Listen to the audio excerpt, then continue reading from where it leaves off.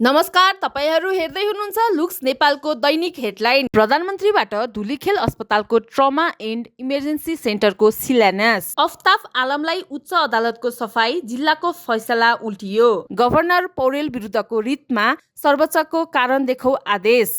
धरानबाट सङ्खुवा सभातर्फ जाँदै गरेको जीप दुर्घटना, 5 घाइते। कोरोनाबाट अमेरिकामा 350 र भारतमा 11 जनाको मृत्यु। नेपाल घुम्न आएका बङ्गलादेशीलाई अपहरण गरी फिरौती माग्ने 5 भारतीय काठमाडौँबाट पक्राउ। सगरमाथा आरोहीहरू बीचको मैत्रीपूर्ण फुटबलमा नेपालले चीनको टोलीलाई हरायो। राजावादी र एमालेको प्रदर्शनको मारमा महाभोज, हलहरूले सो हटाए, अग्रिम बुकिङको रकम रिफन्ड हुने।